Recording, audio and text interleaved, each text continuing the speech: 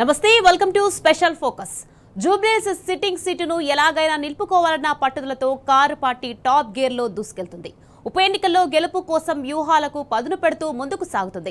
Notification కంటే ముందే అభ్యర్థిని ప్రకటించిన బీఆర్ఎస్ ఇప్పుడు మరింత దూకుడు పెంచింది. ప్రచారాన్ని కూడా పరుగులు పెట్టించేందుకు కార్యాచరణ రూపొందిస్తుంది. ఇక ఈ నేపథ్యంలోనే బీఆర్ఎస్ వర్కింగ్ ప్రెసిడెంట్ కేటీఆర్ కీలక సమావేశాలు నిర్వహిస్తున్నారు. బీఆర్ఎస్ ఎమ్మెల్యేలు గ్రేటర్ హైదరాబాద్ లోని పార్టీ కార్పొరేటర్లతో వేర్వేరుగా సమావేశమవుతున్నారు. ఎన్నికల ప్రచారం, రోడ్ షోలు, ర్యాలీలపై పార్టీ నేతలకు దిశానిర్దేశం చేస్తున్నారు.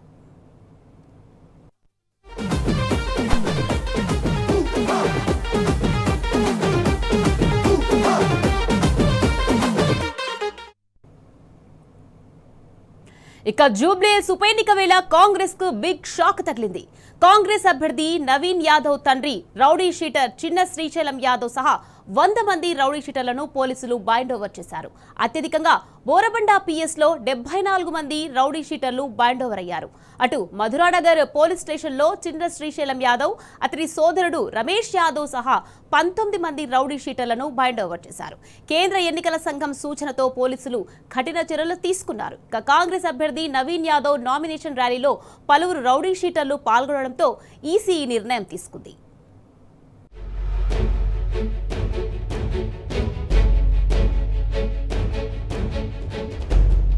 రౌడీ షీటర్ చిన్న శ్రీశైలం యాదవ్ బైండ్ ఓవర్. బెదిరింపులు, దౌర్జన్యం, దందాలు, సెటిల్మెంట్లు. జూబ్లీహిల్స్ లో తన కనుసన్నల్లో శాసించిన భూకబ్జాలు. అంకుశం రామిరెడ్డిలా రోడ్డు మీద ఉరికించి కొట్టిన సిబిఎన్. ఇలాంటి వ్యక్తి కొడుకే జూబ్లీహిల్స్ కాంగ్రెస్ అభ్యర్థి నవీన్ యాదవ్. తనను ఎన్నుకొని అసెంబ్లీకి పంపించమని వేడుకుంటుంది రౌడీ షీటర్ కొడుకే. ఉమ్మడి రాష్ట్రంలో చంద్రబాబు, ఇప్పుడు శిష్యుడు రేవంత్. రౌడీ షీటర్లను పెంచి పోషించిన చరిత్ర మీది కాదా? జూబ్లీహిల్స్ ప్రజలు ఆలోచించాల్సిన సమయం ఇదే. రేవంత్ రెడ్డి ఇప్పుడు నాయకత్వం వహిస్తున్న కాంగ్రెస్ పార్టీకే అప్పట్లో ప్రాతినిధ్యం వహించిన దివంగత వైఎస్ రాజశేఖర రెడ్డి ఏమన్నారు? నిండు సభలో శ్రీశైలం యాదవ్ రౌడీ అని చెప్పలేదా? చంద్రబాబు పెంచి పోషిస్తున్నాడని తిట్టిపోయలేదా? అట్లాంటి కాంగ్రెస్ పార్టీకి చెందిన రేవంతే కదా ఇప్పుడు జూబ్లీహిల్స్ టికెట్ రౌడీలకిచ్చింది. జూబ్లీహిల్స్ ప్రజలు ప్రశ్నిస్తున్నది ఇదే, నిలదీస్తున్నది దీని గురించే. శ్రీశైలం యాదవ్ లాంటి రౌడీ షీటర్లను, పూర్తిగా కరడుగట్టిన రౌడీలను వారు పార్టీలోకి తీసుకున్న ఘన కీర్తి ఈ రాష్ట్ర ముఖ్యమంత్రి కాదా అని అడుగుతున్నా. రౌడీ షీటర్ చిన్న శ్రీశైలం యాదవ్ కొడుకు జూబ్లీహిల్స్ కాంగ్రెస్ అభ్యర్థి నవీన్ యాదవ్ కూడా ఒక రౌడీయే. ఇది ఎవరు అంటున్న మాటలు కాదు, కోడే కూస్తున్న జూబ్లీహిల్స్ ఓటరు మాట. హైదరాబాద్ లో హైడ్రా విధ్వంసం కొనసాగాలన్నా, పేదల ఇండ్ల మీదకి కాంగ్రెస్ బుల్డోజర్లు పరుగులు పెట్టాలన్నా రౌడీల అండ కావాల్సిందే. అందుకే జూబ్లీహిల్స్ టికెట్ ఒక రౌడీకి ఇచ్చాడని నియోజకవర్గం మొత్తం గొంతెత్తి నినదీస్తోంది. నవీన్ యాదవ్ ఒక రౌడీ షీటర్. రౌడీ షీటర్కి ఇచ్చిండు ఇంకో పెద్ద రౌడీ, ఆ టికెట్ ఇచ్చిండు పెద్ద రౌడీ. రౌడీలను అంటారు కదా, బుల్డోజర్లను దించాలంటే రౌడీలు ఉండాలి. బుల్డోజర్లను హైదరాబాద్లో కాదు కదా, మొత్తం తెలంగాణలో దించాలంటే రౌడీ ఉండాలి. ఈరోజు కారు ఆర్ బుల్డోజర్ మధ్యలో అవుతుంది. బీఆర్ఎస్ కాంగ్రెస్ మధ్యలో కాదు, కారు బుల్డోజర్ వేస్తే కారు ఉంటుంది కాబట్టి బుల్డోజర్లు రావు. ఈరోజు జూబ్లీహిల్స్ కాదు, మొత్తం తెలంగాణకు చెప్పేది ఏంటంటే కారు మధ్యలో బుల్డోజర్ మధ్యలో అవుతుంది పోటీ. కాబట్టి ఈరోజు అది ఆలోచించి ప్రజలు వేస్తారు. ఖచ్చితంగా మమ్మల్ని రావద్దని అంటున్నారు. రాకుండ్రి మేడం, మేము వేసుకుంటాం. మా గోపన్న ప్రతి ఇంట్లో ఫొటోస్ ఉన్నాయి. జూబ్లీహిల్స్ పోలీస్ స్టేషన్ లో రౌడీ షీటర్ చిన్న శ్రీశైలం యాదవ్ కొడుకైన నవీన్ యాదవ్ మీద కూడా బెదిరింపులు, దౌర్జన్యం వంటి కేసులున్నాయి. గత ఎన్నికల్లో ఈ తండ్రి కొడుకులకు ఎవరూ టికెట్ ఇవ్వకపోతే చివరకు మజ్లిస్ నుంచి పోటీ చేశారు. అయినా ఓటమి తప్పలేదు. నిజానికి ఉమ్మడి రాష్ట్రంలో చంద్రబాబు ప్రభుత్వం రాకముందు చిన్న శ్రీశైలం యాదవ్ హైదరాబాద్ లో ఒక వెలుగు వెలిగాడు. ఆ తర్వాత అదే టీడీపీలో చేరాడు. అది వేరే కథ. కాకపోతే సీఎంగా ఉన్న చంద్రబాబు ఇదే శ్రీశైలం యాదవ్ ను రోడ్ల మీద ఉరికించిన ఘటనను పక్కా హైదరాబాదీలు ఎవ్వరూ మర్చిపోరు. ఇక అప్పటి నుంచి, అంతకు ముందు నుంచి సంపన్నుల గడ్డగా పేరున్న జూబ్లీహిల్స్ లో ల్యాండ్ కబ్జాలకు తండ్రి కొడుకులు ఇద్దరు పెట్టింది పేరుగా మారారు. పేదోళ్ల కడుపు కొట్టి కోట్లు కూడబెట్టుకున్నారు. నేను 78 నుంచి రాజకీయంలో ఉన్నా. నాకు అప్పుడు 17 ఏళ్ళు. నేను రెజ్లర్ అయితే అప్పుడు దొంగ ఓటేసిన. ఏసీ మా ఎమ్మెల్యేని గెలిపించుకున్నా. తండ్రి కమ్ రౌడీ షీటర్ బైండవర్ తో జూబ్లీహిల్స్ ఉప ఎన్నికల్లో కాంగ్రెస్ పార్టీ అభ్యర్థి నవీన్ యాదవ్ కు బిగ్ షాక్ తగిలినట్లయింది. ఉప ఎన్నిక నేపథ్యంలో రౌడీ షీటర్ చిన్న శ్రీశైలం యాదవ్ పోలీస్ స్టేషన్ లో బైండోవర్ అవడం అసనిపాతంగా మారింది. చిన్న శ్రీశైలం యాదవ్ తో సహా 100 మంది రౌడీ షీటర్లను పోలీసులు బైండోవర్ చేశారు. బైండోవర్ అంటే చట్టపరమైన పరిభాషలో సత్ప్రవర్తనకు హామీ అని అర్థం. శాంతి భద్రతలకు విఘాతం కలిగిస్తారని లేదా ఏదైనా చట్ట వ్యతిరేక చర్యలకు పాల్పడతారని రౌడీ షీటర్లు పాత నేరస్తులను ముందు జాగ్రత్త చర్యగా స్థానిక తహసీల్దార్ లేదా ఆర్డీఓ ముందు హాజరుపరుస్తారు. ఆ వ్యక్తి చట్ట వ్యతిరేక కార్యకలాపాలకు పాల్పడబోనని లిఖిత పూర్వకంగా ఒక బాండ్ పేపర్ పై హామీ ఇస్తాడు. ఆ తర్వాత వారు సొంత పూచికత్తుపై బయటికి వస్తారు. సాధారణంగా బైండోవర్ అయిన వ్యక్తి ఆ రోజు నుంచి సుమారు 6 నెలల నుంచి 1 ఏడాది దాకా ఎలాంటి నేరాలకు పాల్పడకూడదు. ఒకవేళ బైండోవర్ అయిన తర్వాత వారు నేరానికి పాల్పడితే వారిపై చట్టపరంగా తగిన చర్యలు తీసుకుంటారు.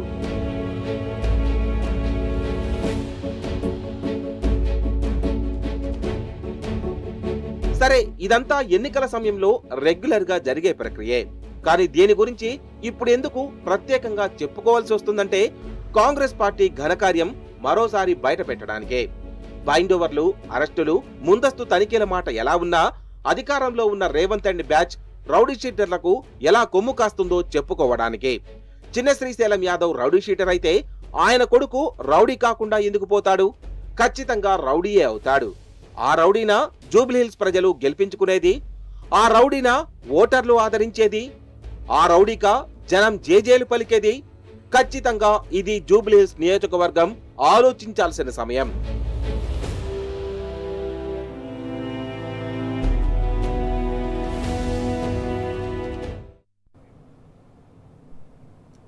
ఆరు గ్యారంటీలు 420 అబద్ధపు హామీలతో గద్దెనెక్కిన కాంగ్రెస్ పార్టీ తెలంగాణ ప్రజలను దారుణంగా మోసం చేస్తుంది. ప్రజలకు చేసిన మోసాలను ఎండగట్టడానికి BRS party working president KTR ప్రతి నియోజకవర్గంలో బాకీ కార్డులు అందజేయాలని పిలుపునిచ్చారు. ప్రస్తుతం జూబ్లీహిల్స్ నియోజకవర్గంలోని ఎర్రగడ్డ డివిజన్లో ప్రజలకు ఇచ్చిన 6 గ్యారంటీలు 420 హామీలను రేవంత్ రెడ్డి సర్కార్ ఏ మేరకు నెరవేర్చిందో గ్రౌండ్ రిపోర్ట్ను మా ప్రతినిధి రంజిత్ అందిస్తారు. రాష్ట్రంలో కాంగ్రెస్ పార్టీ ప్రభుత్వం తప్పుడు హామీలతో 420 హామీలతో కాంగ్రెస్ పార్టీ ప్రభుత్వాన్ని ఏర్పడింది. రేవంత్ రెడ్డి సర్కార్ ఏర్పడిన నాటికి 22 నెలలు అవుతున్నప్పటికీ ప్రజలకు ఎలాంటి సంక్షేమ పథకాలు అందలేదు. దానితో పాటుగా హైదరాబాద్ నగరంలో కావచ్చు, తెలంగాణ రాష్ట్రంలో ఎలాంటి అభివృద్ధి జరగలేదు. దానికి అనుగుణంగానే బీఆర్ఎస్ వర్కింగ్ ప్రెసిడెంట్ కేటీఆర్ ప్రతి నియోజకవర్గంలో బాకీ కార్డుని అందజేస్తూ 22 నెలల్లో కాంగ్రెస్ ప్రభుత్వం ప్రజలకి ఎంత బాకీ పడిందా అనే విషయాన్ని కూడా తెలుసుకునే విధంగా బాకీ కార్డులను అందజేశారు. ప్రజెంట్ జూబ్లీహిల్స్ ఉప ఎన్నికల్లో భాగంగా ప్రస్తుతానికి మనం ఎర్రగడ్డలో ఉన్నాం. ఎర్రగడ్డ ప్రజల్లో బాకీ కార్డు ద్వారా ప్రజలకు ఏ విధమైన సంక్షేమ పథకాలు అయ్యాయి, ఏ విధమైన బాకీ పడింది కాంగ్రెస్ పార్టీ అనే విషయాన్ని అడిగి తెలుసుకునే ప్రయత్నం చేద్దాం. కాంగ్రెస్ పార్టీ ప్రభుత్వం ఏర్పడిన తర్వాత రాష్ట్రంలో కావచ్చు, హైదరాబాద్ నగరంలో ఎలాంటి అభివృద్ధి జరిగింది? గత 10 సంవత్సరాల్లో ఎలాంటి అభివృద్ధి జరిగింది? గత 10 సంవత్సరాల్లో కేసీఆర్ ప్రభుత్వం చేసిన అభివృద్ధే తప్ప ఈ ప్రభుత్వం వచ్చినప్పటి నుంచి కూడా ఏ మాత్రం అభివృద్ధి జరగలేదండి. ఏ ఒక్క ఇటుక పెట్టలే, ఏ ఒక్క ప్రాజెక్టు కట్టలే, ఏ ఒక్క స్కూల్ కట్టలే, ఏ ఒక్కటి కూడా జరిగింది. అభివృద్ధి అనేది శూన్యం అండి, ఖాళీ మాటల ప్రభుత్వం తప్ప. గతంలో కేసీఆర్ కాళేశ్వరం కట్టిండు, సెక్రటరియట్ కట్టిండు, అమరవీరుల స్థూపం పెట్టిండు, 125 అడుగుల అంబేద్కర్ విగ్రహం కట్టిండు. కాళేశ్వరం వల్ల ఇప్పుడు రైతులు ఎంతో సంతోషంగా ఉన్నారు. ఐటీ సెక్టార్లో కేసీఆర్ ప్రభుత్వం హయాంలో నెంబర్ 1 పొజిషన్లో ఉండే, ఇప్పుడు దిగజారిపోతుంది. ఈ పాలకులకు పరిపాలన అవగాహన లేక అన్ని సెక్టార్లలో అభివృద్ధి కుంటుపడుతుంది. జూబ్లీహిల్స్ ప్రజలు కాంగ్రెస్ పార్టీకి బుద్ధి చెప్తారని భావిస్తున్నాం. కాంగ్రెస్ ప్రభుత్వం ఏర్పడిన తర్వాత మహిళలకు 2500 రూపాయలు ప్రతి నెల ఇస్తున్నాడు. అవన్నీ మీకు అందుతున్నాయా? లేదండి, అందట్లేదు. అసలు ఏమీ అందట్లేదు. కాంగ్రెస్ కంటే టీఆర్ఎస్ ప్రభుత్వంలోనే మేము బాగున్నాము. అన్ని గ్యారెంటీలు ఇచ్చిండు, అసలు ఇంతవరకు ఏమీ ఇవ్వలేదు, ఏమీ లేదు. ఇప్పుడు టీఆర్ఎస్ మాది, కేసీఆర్ అంటేనే మాకు ఇష్టం. ఎర్రగడ్డ డివిజన్లోని శివాజీ నగర్లో ఉన్నాము. శివాజీ నగర్లో డిగ్రీ చదువుకునే ఒక అమ్మాయి దగ్గరికి వచ్చినాం. అమ్మ, మీకు డిగ్రీ చదువుకునే అమ్మాయిలకు రేవంత్ రెడ్డి సర్కార్ వచ్చిన తర్వాత స్కూటీలు ఇచ్చితా అన్నాడు, మీకు స్కూటీ అందిందా? లేదు, అందలేదు. అన్న అబద్ధం మాటలు చెప్పి. రాబోయే ఎన్నికలలో మీరు ఏ పార్టీ కోటేస్తారు? మేము కేసీఆర్కి వేస్తాం, కారు గుర్తుకేస్తాం. అన్న, నీ పేరేం పేరు? నా పేరు వినోద్. మీకు గత ప్రభుత్వంలో ఎంత పెన్షన్ వస్తుంది, ఇప్పుడు ఎంత పెన్షన్ వస్తుంది? గత 10 సంవత్సరాల్లో 4000 పింఛన్ వస్తుంది. ఇప్పుడు 4000 పింఛన్ వస్తుంది. అంటే రేవంత్ రెడ్డి సర్కార్ వచ్చిన తర్వాత వికలాంగులకు 6000 రూపాయలు ఇస్తుండే, 6000 రూపాయలు మీకు వస్తున్నాయా? వస్తలేవు. రేవంత్ రెడ్డి సర్కార్ ఏర్పడి 22 నెలలు అవుతుంది. 22 నెలల నుంచి మీకు 2500 రూపాయల పెన్షన్ వస్తుందా? మాకైతే ఎలాంటి ఫెసిలిటీస్ అయితే రాలేదండి. ఆయన ఒప్పుకున్న 6 గ్యారంటీల్లో కూడా ఏ గ్యారంటీ కూడా మా వరకు అయితే రీచ్ అవ్వలేదు. మేము ఏదైనా దరఖాస్తు పెట్టలేదు అనుకుంటే అది వేరే విషయం. దరఖాస్తులు పెట్టినా ఏదైనా కూడా 0% బిల్ అని అదని ఇదని చాలా వరకు మేము అప్లై చేసుకున్నాం. దేనికి మాత్రం మాకు ఏ దానికి కూడా నో రెస్పాన్స్ అండి. మాకు ఏది రాలేదు. వచ్చి 22 మంత్స్ అవుతుంది. ఈ 22 మంత్స్లో ఏదైనా ఒక్కటన్నా జరగాలి కదా, అలాంటిది ఏమీ మా దాకా అయితే రీచ్ అవ్వలేదు. అమ్మా మీకు పెన్షన్ వస్తుందా తల్లి? వస్తుంది. కేసీఆర్ ఇస్తుండు, 2000 ఇస్తున్నాడు.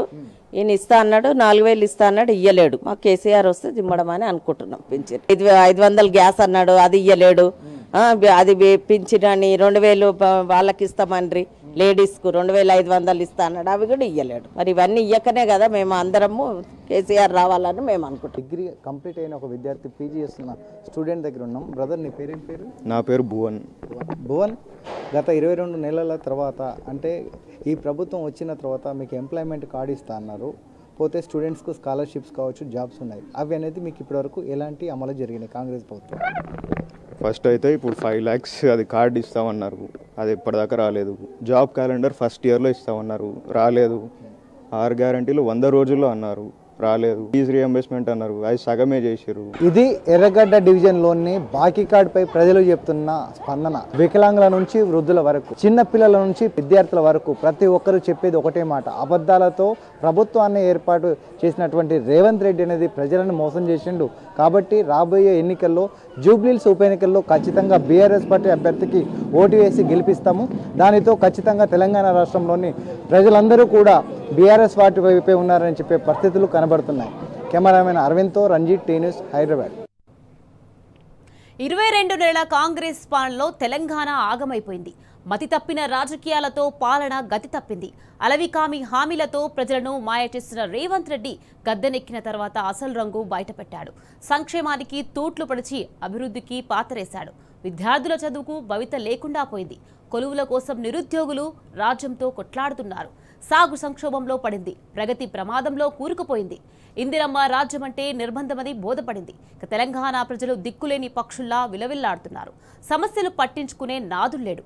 ఈ 2 ఏళ్ల కాంగ్రెస్ పాలనలో తెలంగాణ ప్రజలు నరకయాతన పడుతున్నారు. ఇదే ఇందిరమ్మ రాజ్యం, ఇదే హస్త విధ్వంసం. అందుకే ఈ ఉప ఎన్నికల్లో కారు పార్టీ గెలుపుతో తెలంగాణ రాజకీయ దశ దిశను మార్చేందుకు జూబ్లీహిల్స్ ఓటర్లు ఒక్కటవుతున్నారు. निशान पे अगर आप बटन दबाएंगे क्या फायदा आपको होता? फायदा आप ही को नहीं, तेलंगाना को होता. 4 లక్షల మంది జూబ్లీహిల్స్ ఓటర్లతోని 4 కోట్ల మంది తెలంగాణ ప్రజలకు లాభం అవుతుంది. 4 లక్షల మంది ఓటర్లు ఓటేస్తే 4 కోట్ల మందికి కాంగ్రెస్ వాళ్ళు చేసిన మోసం వల్ల ఇవాళ ఏదైతే ఇబ్బంది ఉన్నదో ఆ పథకాలన్నీ వస్తాయి. 4 లక్షల మంది ఓటర్లతోని 4 కోట్ల మందికి మహాలక్ష్మి పథకం చాలు చేయక తప్పది. నెలకు 2,500 వస్తుంది. ఈ 4 లక్షల మంది ఓటేస్తే మా ఆటో అన్నలకు బాకీ పడ్డ పైసలు మొత్తం వస్తాయి. ఆటో సంక్షేమ బోర్డు కూడా చచ్చుకుంటూ వస్తుంది. ఈ 4 లక్షల జూబ్లీహిల్స్ ఓటర్లు బుద్ధి చెప్తే మన మహిళలకు 2,500 వస్తాయి. ముసలోళ్లకు, పెద్ద మనుషులకు 4,000 రూపాయల పెన్షన్ వస్తుంది. ఇచ్చిన ప్రతి మాట అమలు చేయకపోతే రేపు కాంగ్రెస్ పరిస్థితి ఇట్లనైతుందనే ఒక మెసేజ్ స్పష్టంగా పోతుంది. सबक सिखाने का जो मौका मिला आपको, क्योंकि आप लोग बार बार उनको तो मौका दिए, वो लोग आपको बार बार धोखा दिए. तो एक बार मुंह तोड़ जवाब दीजिए, सबक सिखाइए कांग्रेस पार्टी को, सही रास्ते लाने के लिए एक झलक देना कभी का एक बार. ప్రతిపక్షంలో ఒక పాట, గద్దెనెక్కాక మరో పాట. సంక్షోభంలో బయటపడుతున్న రేవంత్ అసమర్థత.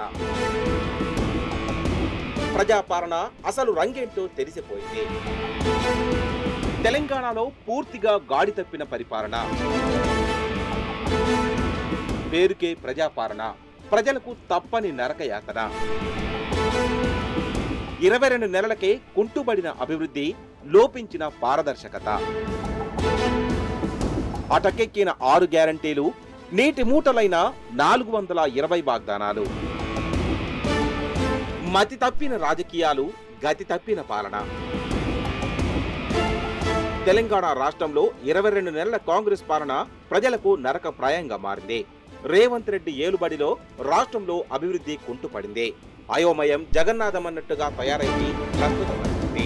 కీలకమైన శాఖలకు మంత్రులు లేరు, శాఖలున్న మంత్రులకు ఆయా రంగాలపై పేర్పు ప్రజాపాలన కానీ అన్ని నియంత్రణతో పడినాయి. అందుకే జూబ్లీహిల్స్ ఉప ఎన్నికలో గులాబీ కారుతో కాంగ్రెస్ హస్తాన్ని ఢీకొట్టి గుయ్యమనిపించారని మీరు చూస్తుండొచ్చు వీడియోలు. అసలు తెలుగు భాషలో ఇన్ని తిట్లుంటాయని తెలియదు నాకు. ఈ 2 ఏళ్లల్లా రేవంత్ రెడ్డి తిన్నన్ని తిట్లు బహుశా చరిత్రలో ఏ ముఖ్యమంత్రి కూడా తిని ఉండడు. అది ఏం ధైర్యం అది, అవి ఏం తిట్లు అవి. పోయి అట్లా మైకు పెట్టంగానే ఇట్లా ఇట్లా ఇట్లా నోట్లోకి వెళ్ళి దడుతున్నారు. అన్నిటికన్నా నాకు బాగా నచ్చిందంటే తిట్టేటోళ్ళు కాదు, కొంతమంది లేడీస్ని పోయి పాపం వాళ్ళ కూర్చున్న కాడ వాళ్ళు ఏదో పని చేసుకుంటుంటే పోయి మైక్ పెడుతురు. అమ్మా కాంగ్రెస్ ప్రభుత్వం మీద ఆలోచన ఏంటంటే అని ఇట్లా చూసి రేవంత్ రెడ్డి ప్రభుత్వం మీద సి అని ఇట్లా ముఖం తిప్పుకుంటారు. కొంతమంది లేడీస్ నాకు నవ్వొచ్చింది చూస్తే. వాళ్ళు ఆయన పేరు చెప్పడానికి కానీ మాట్లాడడానికి కానీ ఇష్టపడతలే చెయ్యి అని చెప్పి ఇట్లా ముఖం తిప్పేసుకుంటున్నారు. అంటే ఇంత తక్కువ సమయంలో ప్రజల చేత చీగొట్టించుకున్న ప్రభుత్వం ఏదైనా భారతదేశ హిస్టరీలో ఉందంటే ఖచ్చితంగా ఆ క్రెడిట్ రేవంత్ రెడ్డి గారికి దక్కుతుంది తప్ప ఇంకోళ్ళకి ఎవరికి. బరాబర్ లైన్ నిలబడాలి, పోవాలి, కారు ఏడున్నదో ఎతకాలి, కారు మీద గుద్దుతే రేవంత్ రెడ్డి గూబ గుయ్యి మనాలి. 11 तारीख नवंबर याद है ना? और लोग इन लोग इतने बदमाश है रेवंत रेड्डी और उसकी गैंग, क्या करे कार के जैसे निशाना 2-4 डाल दिए उसमें, ताकि गरीबों को, बूढ़ों को, बुजुर्गों को नहीं दिखना, गलत वोट इधर उधर जाना बोल के डाल दिए. अपना कार का निशान ऊपर से नंबर 3 पे है, याद से ऊपर से बैलेट में ऊपर से पहले ही मशीन में ऊपर से 3रे नंबर पे है. ये लोग बदमाश है. उसके नीचे भी कई सारे निशाना ऐसे लगा दिए जो कार के जैसा दिखेंगे ताकि आपको अपने को नुकसान. గత బీఆర్ఎస్ పాలనలో అద్భుతంగా ఉన్న అడ్మినిస్ట్రేషన్ ఇప్పుడు గాడి తప్పింది. ప్రభుత్వ విభాగాల్లో పారదర్శకత లోపించింది. రెవెన్యూ సహా అన్ని విభాగాల్లో అవినీతి జడలు విప్పింది. ప్రజాపాలన దరఖాస్తులు చెత్తబుట్టల్లో పడ్డాయి. 6 గ్యారంటీలు, 420 వాగ్దానాలు నీటి మూటలయ్యాయి. రేవంత్ పాలనలో ప్రభుత్వ వ్యవస్థలన్నీ అస్తవ్యస్తంగా మారాయి. మతి తప్పిన రాజకీయాలతో పాలన గతి తప్పింది. ఇక్కడ 30 సంవత్సరాల నుంచి ఉంటాను. 30 సంవత్సరాల నుంచి అంటే గత కేసీఆర్ ప్రభుత్వం చూసిండ్రు పాలన ఉండేది. ఇప్పుడు కాంగ్రెస్ ప్రభుత్వం బేకార్ ఉంది. ఇది ఏం చెప్తున్నారు అది ఇస్తలేదు. వాళ్ళు ఇచ్చినటువంటి హామీలు నెరవేరుస్తున్నాం అంటున్నారు కదా. ఇక్కడ చెప్పు, ఒకటి చెప్పు. బస్ అన్నారు, ఒకటి ఇప్పుడు బస్సులు రేటు చూడు డబల్ అయిపోయినాయి. ఏమి ఇస్తున్నారు వాళ్ళు? లేడీస్ అంతా అక్కడ నిల్చుంటే బస్సు అక్కడ నిల్చుంటే లేదు, బస్సు లాభమే లేదు అది. ఓకే, సో ఇక్కడ గోపీనాథ్ గారు చనిపోయారు కదా, సో ఆయన చాలా మంచి ఉండే. వాళ్ళ భార్య వస్తుంది వాళ్ళ భార్య. బీఆర్ఎస్ నుంచి వాళ్ళ భార్యను గెలిపించుకుంటారా? గతమెంతో ఘనం, నేడేది వైభవం అన్నట్టు తయారైంది తెలంగాణ రాజధాని హైదరాబాద్ పరిస్థితి. 22 నెలల్లోనే సీన్ అంతా రివర్స్ అయిపోయింది. ఒకప్పుడు పెట్టుబడులు వెల్లువెత్తిన హైదరాబాద్ నగరం నుంచి ఇప్పుడు మా కొద్దీ కిరికిరంటూ తట్టాబుట్టా సర్దుకుంటున్నారు ఇన్వెస్టర్లు. ముంబై, బెంగళూరు, చెన్నై లాంటి మహానగరాలకు వలస వెళ్లిపోతున్నారు. ఇప్పటి వరకు ఒక్కటంటే ఒక్క కొత్త ప్రాజెక్టు కూడా ప్రారంభం కాలేదు. కాంగ్రెస్ అధికారంలోకి వచ్చిన తర్వాత అవలంబిస్తున్న విధానాలు నగర ప్రగతికి ప్రతిబంధకాలుగా మారాయి. 2023 వరకు దేశవ్యాప్తంగా ఇన్వెస్ట్మెంట్ హబ్ గా పేరుగాంచిన హైదరాబాద్ లో కాంగ్రెస్ వచ్చాక అభివృద్ధి కుంటుపడింది. రేవంత్ రెడ్డి పాలనలో హైదరాబాద్ రియల్ రంగం ఢమాలందే. అనుమతుల్లో జాప్యం, పెచ్చుమీరిన అవినీతి కారణంగా బిజినెస్ చతికలబడింది. కాంగ్రెస్ వాళ్ళు ఉండి ఏం చేస్తున్నారు సార్? జూబ్లీహిల్స్ లో ఏం చేయలేదు సార్. మాకు మాగంటి గోపీనాథ్ సారే చేసింది సార్. మేము ఇప్పుడు రూలింగ్ పార్టీలో ఉన్నామని ఎంత నష్టాలు చేస్తున్నారు సార్. హైడ్రా అని అది ఇది అని చాలా జనాలకు చాలా ప్రాబ్లమ్స్ క్రియేట్ చేశారు సార్. మన దగ్గర అయితే జూబ్లీహిల్స్లో ఎమ్మెల్యే సార్ భార్య ఖచ్చితంగా వస్తారు సార్. ఎందుకంటే మాగంటి సార్ చాలా వరకు అభివృద్ధి చేశారు. దళిత్ స్టడీ సెంటర్ ఉంది. ఇప్పుడు మన జూబ్లీహిల్స్ కాన్స్టిట్యున్సీలోనే చాలా హైడ్రాకి సంబంధించి మస్తు చాలా ఉంది సార్. ఎట్లయినా ఖచ్చితంగా జూబ్లీహిల్స్లో రాదు సార్, కాంగ్రెస్ అయితే ఖచ్చితంగా రాదు సార్. తెలంగాణలో గత బీఆర్ఎస్ హయాంలో స్వర్ణ యుగాన్ని తలపించిన సంక్షేమం ఇప్పుడు అటకెక్కింది. ఎన్నికలకు ముందు 6 గ్యారంటీలు, 420 హామీలిచ్చిన కాంగ్రెస్ అధికారం చేపట్టాక హామీలు అమలు చేయడంలో చేతులెత్తేసింది. అమ్మఒడి పథకం అటకెక్కింది. కేసీఆర్ కిట్లు మాయమయ్యాయి. న్యూట్రిషన్ కిట్లు ముచ్చటే లేదు. రైతు భరోసాకు దిక్కు లేదు. రైతు రుణమాఫీ పూర్తి స్థాయిలో అమలు కాలేదు. రుణమాఫీ కాని రైతులు ఆత్మహత్యలు చేసుకునే పరిస్థితి దాపురించింది. అయినా సర్కారులో చలనం లేదు. ఆసరా పెన్షన్లు పెరగలేదు. ధాన్యానికి బోనస్ లేదు. చేనేత రంగంలో సంక్షేమ పథకాల్ని నిలిపివేసింది. రాష్ట్రంలో మళ్లీ చేనేత కార్మికుల ఆత్మహత్యలు, రైతు ఆత్మహత్యలు పెరిగిపోయాయి. అలవి కాని హామీలు, మాయమాటలు చెప్పి అధికారం దక్కించుకున్న కాంగ్రెస్ ప్రజలను తడిగుడ్డతో గొంతు కోసింది. ఇచ్చిన హామీ ప్రకారం ఆసరా పెన్షన్లు పెంచాలని వృద్ధులు, వికలాంగులు, ఒంటరి మహిళలు ప్రభుత్వాన్ని నిలదీస్తున్నారు. అధికారంలోకి వచ్చిన 100 రోజుల్లో పెన్షన్లు పెంచుతామని చెప్పిన రేవంత్ రెడ్డి మాట తప్పారు. 22 నెలలైనా పెన్షన్లు పెంచలేదు. కళ్యాణ లక్ష్మి, షాదీ ముబారక్ పథకాల ముచ్చటే లేదు. కుల వృత్తులకు ఆసరాగా నిలిచిన పథకాలన్నీ కాంగ్రెస్ ప్రభుత్వం నిలిపివేసింది. ప్రజాపాలన పేరుతో ప్రగల్భాలు పలికి ఇప్పుడు ప్రజలకు నరకం చూపిస్తోంది. కాంగ్రెస్ ఉట్టి ఏమంటారు, వర్షం పడినప్పుడు వస్తారు వాళ్ళు, దాని తర్వాత ఎప్పుడు రారు. ఇక్కడ మిగతా ఏమనంటే ఇక్కడ అన్ని నల్ల కానీ, రోడ్లు కానీ, ఎలక్ట్రిసిటీ కానీ ఏమైనా కావాలంటే అన్ని ఉంటుండే.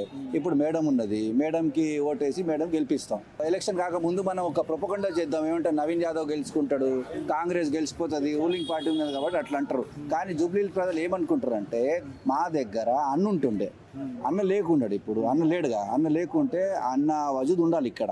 అయితే మేడంని గెలిపియాలి, ఖచ్చితంగా గెలిపిస్తాం. కనిపిస్తున్నారు ఇప్పుడు మీరు తిరుగుతురే మరి ఇక్కడ ఎవరైనా కనిపిస్తురా కాంగ్రెస్ వాళ్ళు? ఇక్కడ ఎవరు కనిపించరన్న, వాళ్ళు సమయానికి వస్తారు, ప్రామిస్లు చేస్తారు, వెళ్ళిపోతారు. ఇక మన టీఆర్ఎస్ పార్టీలో ఉంటే గల్లీ గల్లీకి వెళ్ళండి మీరు. ఇప్పుడు మేము ఇక్కడ ఉన్నాం, మేము చెప్తున్నామని కాదు, మీరు ఏ గల్లీకైనా ఇడగండి, జూబ్లీస్ మొత్తం తిరగండి, ఎవరైనా ఏమంటే కాంగ్రెస్ కాదు టీఆర్ఎస్ఏ అంటారు. రాష్ట్రంలో పోలీసింగ్ గాడి తప్పింది.